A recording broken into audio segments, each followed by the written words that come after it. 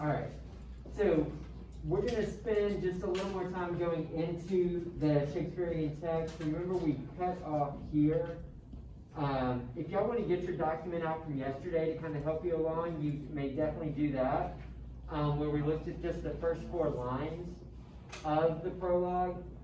But now we're going to look at the remainder of the prologue. So who can summarize the first 4 lines from yesterday? So 2 households both alike in dignity, in fair Verona, where we lay our scene, from ancient grudge race to new mutiny, where civil hands make civil blood unclean. So who can give me kind of an overview? Nathan. I wasn't going to give you one because I wanted to say something else. Okay, hold on. So is it related? Yeah. Okay, go for it. Why you said that Romeo is like lying for lying? He's like really like obnoxious and lying all the time. If he was like going to violence and stuff to the gang, I don't think he would do that. You don't think what? It wouldn't be like lying. Why not? I feel like that's more like a. I don't know. I just don't feel like. Okay, but it happens. I mean, sometimes it breaks people, and so.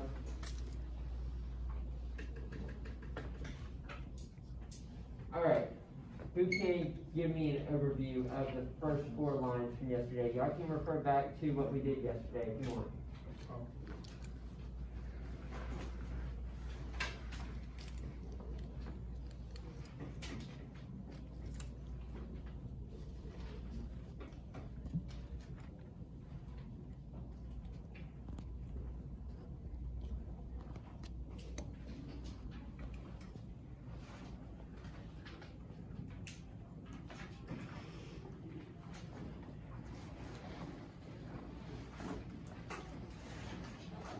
Nobody has their stuff from yesterday?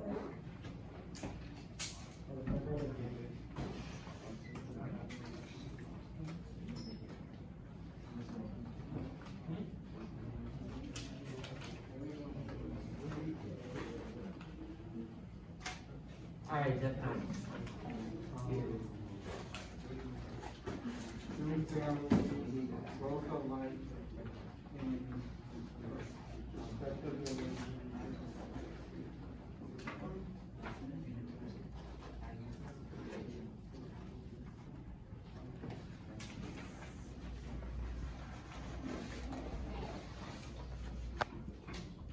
All right.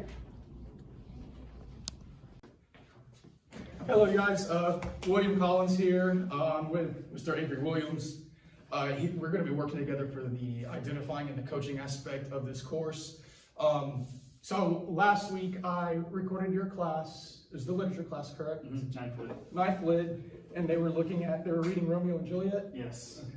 So I recorded the class and I've shared it with you, and you had time to watch it. We both watched it. And I have these questions that I'd like to go over with you. On a scale of 1 to 10, how would you rank that lesson? So the lesson as a whole, I would say a 7. Okay. A 7. And based on that recording, what pleased you about the lesson and what you saw from the students? Student-wise, I do think that they were focused for the most part. We didn't have too many mind wonders. I think cell phones were put up for the most part, and that does contribute to the focus aspect of the class. I think that's the high points of that. Okay. That one kid with the long hair, Mm-hmm. he was participating a lot. Yeah, He had a lot to say. I was about the kid in the back. Mhm. Yeah. I was about to say he's one of our more outspoken students, so he definitely does help lead those discussions for sure. Yeah. So. What would you change about the lesson to move it? So if that lesson was a 7, what would you change about it to move it from a 7 to a 10, or closer to a 10? I think when we went to go actually read the story, if we would designate roles for the students, so Okay. this student has Romeo, this student has Tybalt or Mercutio, And I think kind of incorporating the students more, I think that would help with overall engagement. Whenever they go to the reading aspect, do y'all just do like popcorn? Or do students just volunteer for it? So we've been, as the teachers, we've been reading the story so far Okay. to them. Okay. So having them have more of an active role in reading it out. Yes. The next one says, what would your students be doing differently? I feel like you kind of addressed that. Having the students themselves be assigned the roles so they know what they're reading and having them actually read it out loud as opposed to just listening from you guys. Just tell me more about what that would look like. Within the class, the students who don't participate much, do you think that they would participate if they knew they had an assigned role? Just in general, just with that group of students themselves.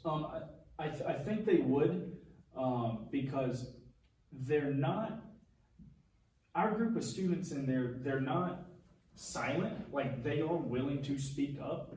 It's just sometimes the confidence level I don't think is all the way there. But we do have two versions of the story. So with Romeo and Juliet, they have a lot of like Shakespearean language. And you know, even for adults, like for me, I've taught it for 2 or 3 years now, and sometimes the Shakespearean language can kind of throw me off. It's challenging. It is. Exactly. Yeah. So we have one side of Shakespearean, and then the other side we have modern text, which is just a translation from 1600 talk to 2021 talk. Gotcha. And I think that's a lot easier for the students to follow along with. And if we went in COVID, you know, maybe we could kind of incorporate, you know, smaller groups, Right. Or something like that. But that's not the case. So Right. So based on that class and on your students and on how the class is typically run, what would you say would be a goal that you wanted? Like if you wanted room for improvement to move it from a 7 to a 10, what would you want to improve with the students? Like what would you want your goal to be? So probably my goal in that class, I'd probably say to increase overall student participation. Okay. I do think that there is some room for improvement there. And if you wanted to increase the overall student participation, how would you measure it? So like if you wanted to increase it, how would you want to increase it, and what would you measure it by? So I would probably measure it by having like, you know, printing off like my roster or a checklist of some kind, and giving them, you know, let's say you got to come up with 15 points in a unit, and if you do reach those 15 points, then there's some kind of incentive. So we could say you get 5 additional points for that unit, or 10 additional points in that unit. So they would get the points through volunteering responses, reading out loud, just overall participation in the class. Right, and that could be for our face-to-face as well as our Zoom kids. Okay, so face-to-face and virtual students. Yes. Okay. Scored 15 points for participation, and you want obviously all students. We want all of them to achieve that, right? For all students. Right.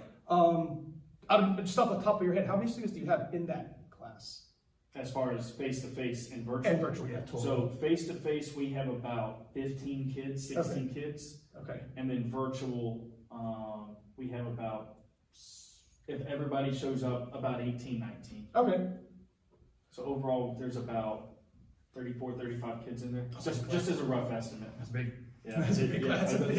That's one of our bigger classes. That's a big class, and especially like that one young man is obviously like a dominant personality. Right. So having a class that big, there's probably a pretty big gap between those who speak a lot and those who don't ever speak. Exactly.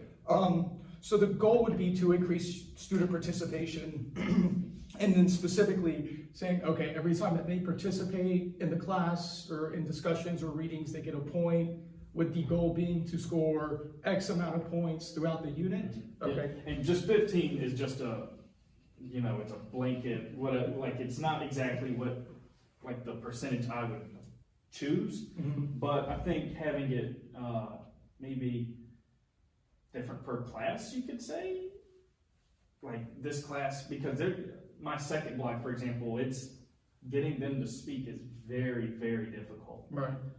So I think maybe like 10. Okay, yeah, so 10 points throughout the unit? Yeah. Okay. So scoring 10 points throughout the unit, and this is for online and virtual? Yes. It says, so we know so you have your goal. You want all of your students to score 10 points through participation throughout the unit. If you could hit that goal, would it matter to you?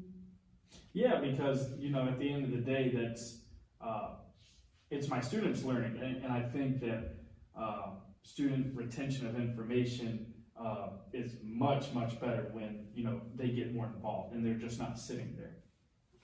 And then, so we have the goal to increase participation. We have a measurement tool and how we're going to see if they do it.